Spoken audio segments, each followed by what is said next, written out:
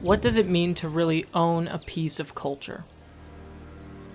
Is it to legally own it, perhaps due to your hand in the original creation of an icon of that culture? Is it to popularly portray it, having contributed some of the most known and well-received works of that icon? Or is it to understand it, to see its malleability as a chance to expand on how we interact online and through each other's stories? Personally, I'm partial to the third, but that doesn't mean I'm impartial to the other two. Wait, I don't smoke, what the fuck?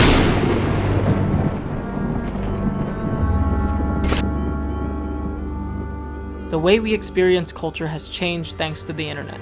We now have access to pretty extensive backlogs of what might have before been considered niche or inessential pieces of culture. And our ability to look back and witness the history of these interactions allows for us to begin understanding why these ideas do stick around, why they affect us, and why they eventually change. I myself am actually part of a subculture. I have been for a couple years now, and throughout its relatively short lifespan, it has been coated in multiple layers of capital, paper, blood, shit, duct tape, pixels, game code, all sorts of stuff, all coming to a cultural head with the release of a major motion picture surrounding the subculture in question. I'm talking about the Slender Man. The meme? Him? That guy? You don't... Okay. Have you ever played Slender?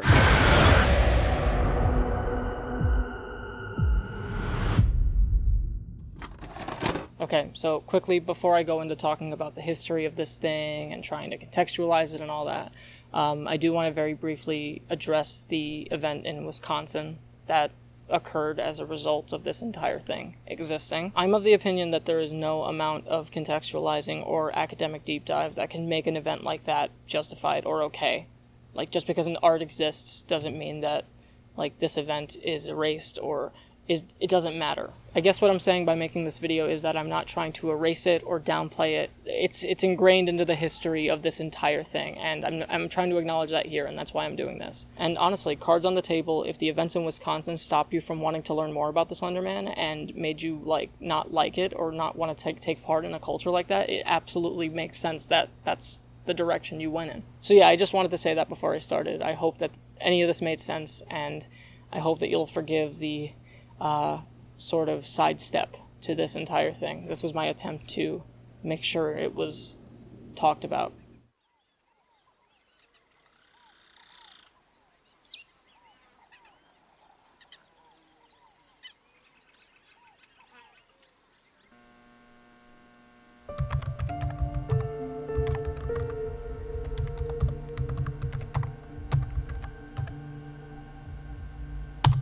The Slender Man was originally born on the Something Awful forums in 2009, where he was portrayed in a couple of photoshopped images by user Victor Surge for the forum's Create Paranormal Images contest. His design was simple, foreboding, and to many, scary. You take one look at the void where this figure's face should be and there's a kind of unease. Or at least there was, to me and people that I knew that saw potential in what that could even mean. Surge wrote, "We didn't want to go. We didn't want to kill them, but its persistent silence and outstretched arms horrified and comforted us at the same time." One of 2 recovered photographs from the Sterling City Library blaze, notable for being taken the day which 14 children vanished and for what is referred to as the Slender Man. At this point in the character's life, the Slender Man was pretty much on the same wavelength as most creepypasta stories of the time. It delivered on being creepy for many and did so despite saying very little. Even after Surge posted another image to further embellish on his creation, there just wasn't enough specificity to really solidify anything. I mean, what did we know really? The man wore a suit and tie. He stood unnaturally tall, he did not speak, and he had no face and branch-like appendages. He was associated with a fire that occurred in a library in one story, and he potentially willed a group of people to kill in another. In that same description, he was uncomfortably persuasive in an indescribable way, despite being horrifying to those he interacted with. He's commonly associated with both children and disappearing people, typically anyone that has ever come into contact with him. Even in this context, the Slender Man's actions were overall ambiguous. You know, his motivations, his origins, all of that stuff was obscured. And I think that it kind of gave people an opportunity to fill in the blanks themselves, to add whatever they wanted to it, because, you know, none of the stuff about the original story was outright solidified. It was mostly just vaguely described. Many people associated the Slender Man's lack of face with this fact. It alluded to a fear of the unknown, the uncanny, and the unsure. Facial features are, after all, the window to a variety of expressive emotions, and without that, how could we ever know what he wants for sure? But even more than any of that, this lack of face gave people a window into what the Slender Man could be as a vehicle for storytelling. In a way, one could project whatever story they wanted onto that canvas. It was a clean slate with which anyone could contribute, and throughout the next few months on the Something Awful forums, users did just that. Stories and pictures from other users stretched the character to new limits and gave people a better idea of how much could be done with him, with the original post serving as a sort of loose framework for what they could expand on. I think that the Slender Man is the first thematically perfect example of an open source internet urban legend. Like, unlike most creepypastas, he was available narratively and physically to represent what anybody needed him to. And I think that that made his eventual, expansion inevitable. I mean, you know, later Victor Surge would actually become a key player in the 2018 Slender Man film, which we will get to. We still have a lot to cover before that. Not yet!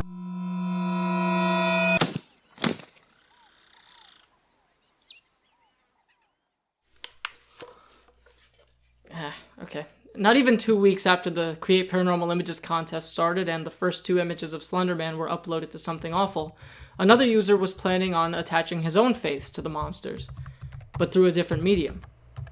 Cigars, also known in real life as Troy Wagner, and his friend Kicks You in Half, Joseph Delage, started a YouTube channel displaying sightings of the Slender Man, as a character named Jay uploaded tapes from his old college buddy Alex.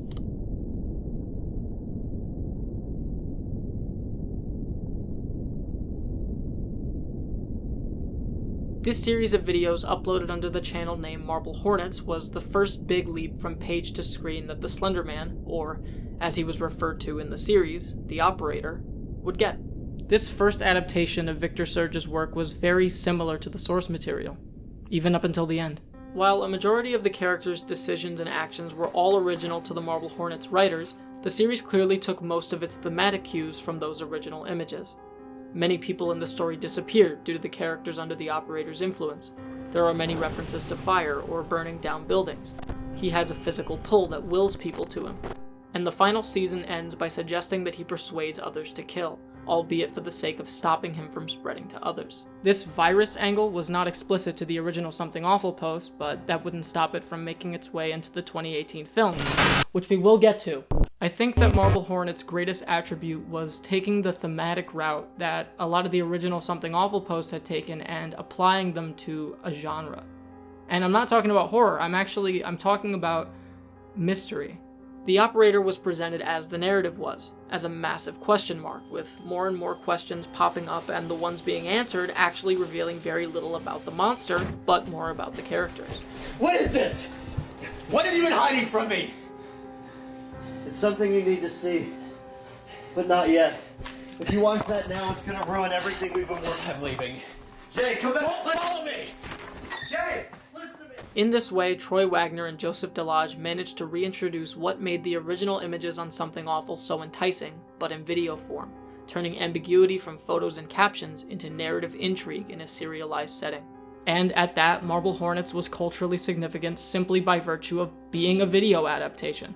We got to see how the Slender Man translates to a new medium, and in the case of how he was written for said medium, it's valuable to see how he could be used as both a device and a literal surrogate for the genre itself. So in that case alone, Marble Hornets made history, and is still considered today to be the most popular Slender Man adaptation, and, you know, that's for a good reason. It has a pretty massive cultural footprint.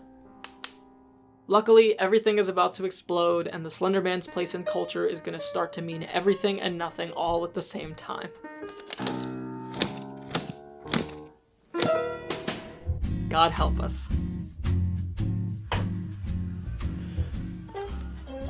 I heard a weird noise coming from downstairs, so I'm investigating. coming from this room.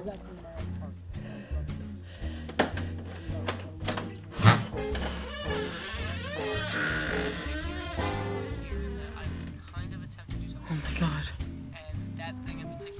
Oh my god. Okay, so fair warning, I make Slenderman content. And I am one of probably a few hundred people that make their own as well. So this next portion of the essay is gonna probably sound like gushing and maybe a little unfocused, which... Marble Hornets opened a door for filmmakers to get a good look at how versatile a concept like the Slender Man was for easy-to-produce, low-budget, character-centric stories. It was, at the very least, every still-learning writer's dream to have a template of sorts to fashion a narrative around, and of course that blank slate of a face was the perfect spot for these writers to scribble on. Series like Tribe 12 and Everyman Hybrid were born from this, and wave after wave, more and more artists and creatives and everyday people were getting in on the action. Good series, bad series, it didn't really matter, you know, a niche portion of the internet had found something that they could latch onto, an ambiguous entity they could prescribe any identity to, so naturally they took that shit and they ran. Excuse me.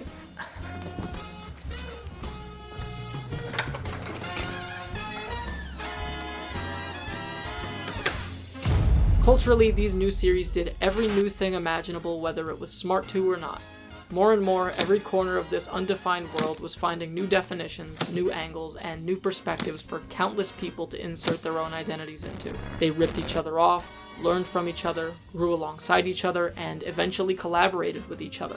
The level of artistic interaction was so intense after a point that there was really no other word to describe what was becoming a universe of Slenderman content. And so, the Slenderverse. I think that it's here that we see the most valuable use of the Slenderman, and that would be in his thematic versatility, which he's always had, but now was being used more than ever. He could mean anything, so filmmakers are free to make him mean what they want him to in their own stories. He is who you want him to be, just look at his face. Is he an embodiment of your childhood trauma, or a religious icon worshipped by a cult? Is he a reminder of one's personal responsibilities and poor choices? Does his presence create agency in the narrative? Does his presence mean anything at all? This, to me, makes the Slenderman's cultural worth infinite in value. What was once just 2 photoshopped images on a forum are now everything under the sun. I said it before in my first essay video talking about the Slenderverse, and I'll say it again. The Slenderman quickly became the rawest form of creative expression for countless people, and I think there's inherent value in that. And you know, at that, it also kicked off some lifelong friendships, so I guess win-win. What was that? Did you hear that? Now, a handful of series in the Slenderverse are actually considered to be the biggest and most redefining of the culture, and this is for notable reasons. Some expand on the original posts, some create brand new narrative paths, some dive even deeper into the Slenderman as a visual metaphor, but all of them at the very least add some kind of iconography to the mythos that many people outside of the Slenderverse might acknowledge as attributes of the Slenderman himself. People that have looked into the Slenderman even a little bit might recognize a lot of this iconography because, to many, it's transcended the series that they started in and are now indicative of the culture that the Slenderman has spawned. While none of these things are canon to Victor Surge's paranormal images or the Slenderman himself, they are often associated with him anyway. So, even if you're one of those that tends to think that there's no potential for stories about the Slenderman as opposed to the infinite potential that I think they have, you can't deny that much of what Slenderman is today was informed by the years of audience interaction with him. Now, the audience doesn't own him, but I would say that their impact on him is as apparent as recently as the video games.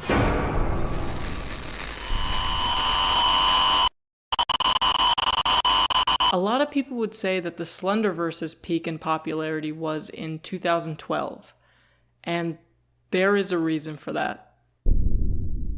In 2012, the Slenderman was officially introduced to the mainstream, thanks to the most stable and not at all least accessible medium to be doing that with: gaming!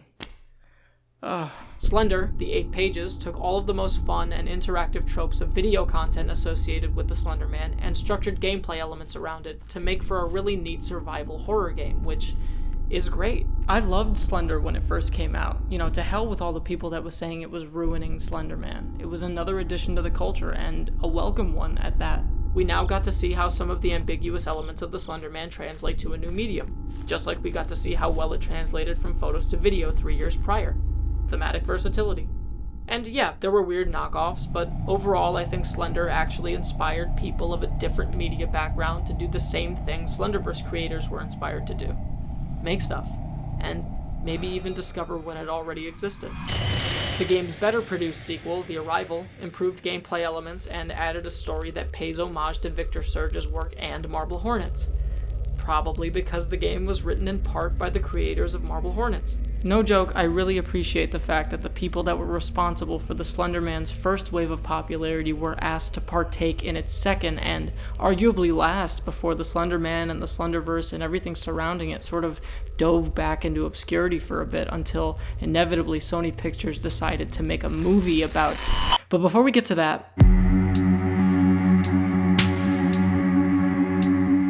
there were some scattered adaptations between the Slender Man's conception and today that, were made by a variety of different people for other reasons apart from what we've been talking about. A lot of this stuff is just to add to the interpretive nature of the character even more, because outside of the narrative bubble of most of the stuff we've been talking about, this expands beyond that and just shows him as an internet oddity. That's really what he became, and what he is, I guess. Weird. There's the Trenderman meme, which, sure. There's the $20 meme, which started as a fan edit of a Marble Hornets episode, and it kind of just took on as just a staple of, the Slender Man as a meme, I guess, which I still love to this day.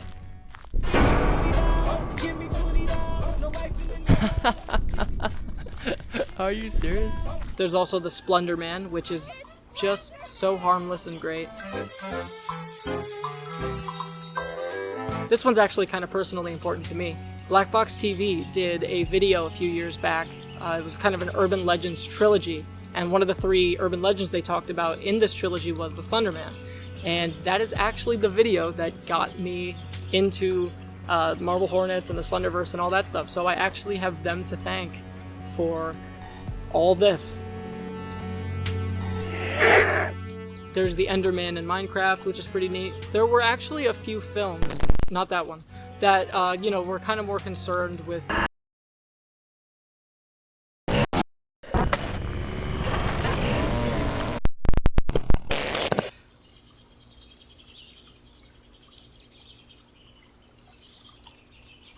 But, okay, more immediately, there is something I guess we should probably get around to talking about now.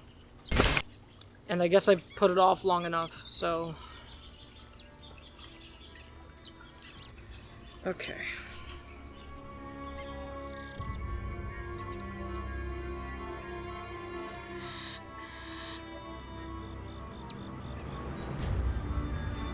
Let's talk about the 2018 Slender Man movie.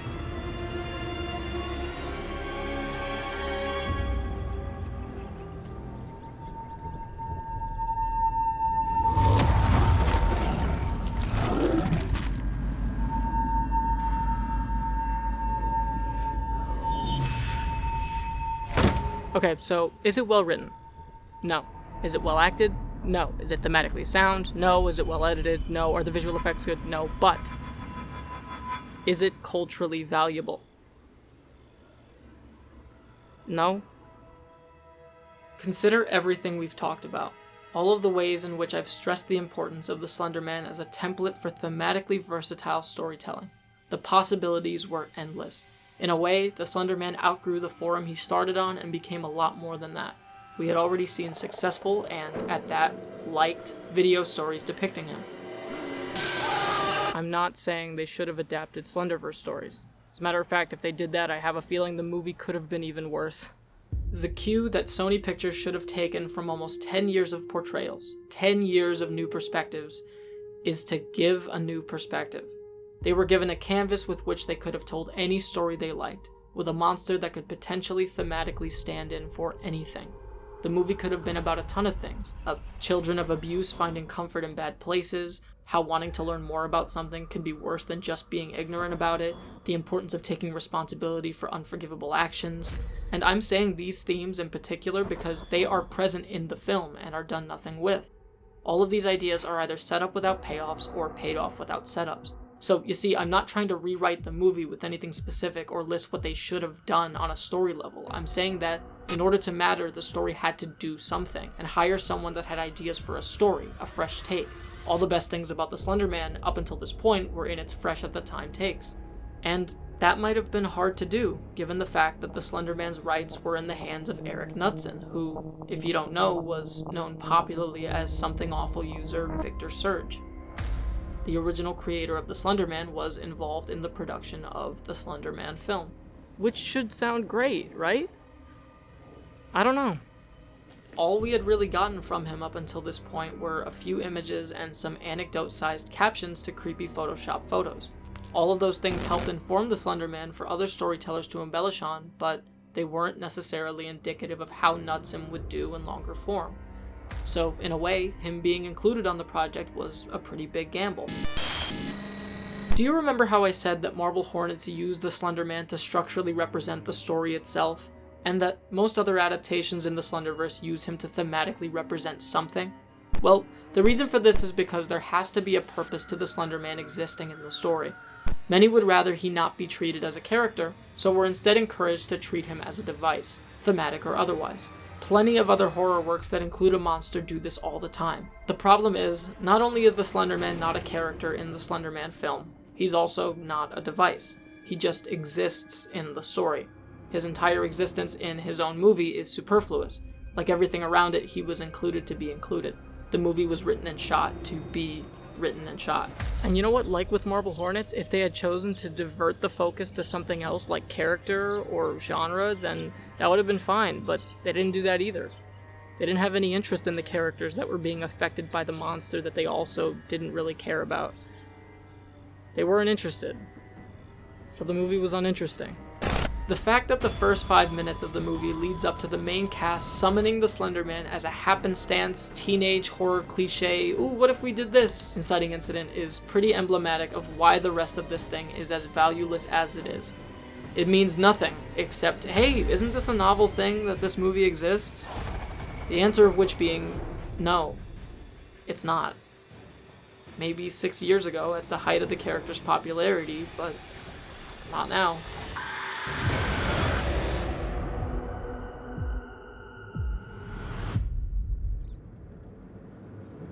There's nothing behind that except I want to kill you. An excuse to throw in, like, literally, I think in total there were 5 straight minutes of B-roll footage. Yeah. Throughout the movie, like leaves scattered. and Illuminati Yeah, it's like, symbols. oh, it's the trees, it's the clouds, they're moving really fast. It's a gate in the woods. It's like they didn't shoot enough. I recorded a review for the Slender Man movie with Laura in her car about an hour after getting out of the theater. I was pretty overwhelmed by all the things I spoke about earlier, and I was mostly on a tirade about how this movie contributes very little, if anything at all. I think it's shocking to see something like that at first. As many of you might know, my first thing that I look for in a movie is why it should matter, not whatever arbitrary rating or technical thing I can add up to decide whether it was a thing that should exist or not. Most movies should exist, and most things have value in most cases, the way I see it. That said, I was struggling to find value in this. It felt commercial, it felt lazy, and it felt devoid of all creative passion or artistic forethought. Even some of the most commercialized product films of major studios feel at the very least like they were made by people. But this felt like it was made by a machine. And that's its value. Like any terrible movie that's made for money, the 2018 Slender Man film highlights the importance of making something for the right reasons. Making art that will last, or at the very least art that understands itself and wants to be understood. Maybe someday, in 10 more years, when they attempt to reboot the Slender Man, we could get the new fresh take that I personally hoped for. And you know what, maybe that take will be bad too, but at least it would be a new take, unlike this. That's what I've always found valuable about the Slender Man. Not his plot level ambiguity necessarily, not his lore or his design or even his history. His value was in how he inspires others to be creative. It allows for everyone to have a voice, and also a face.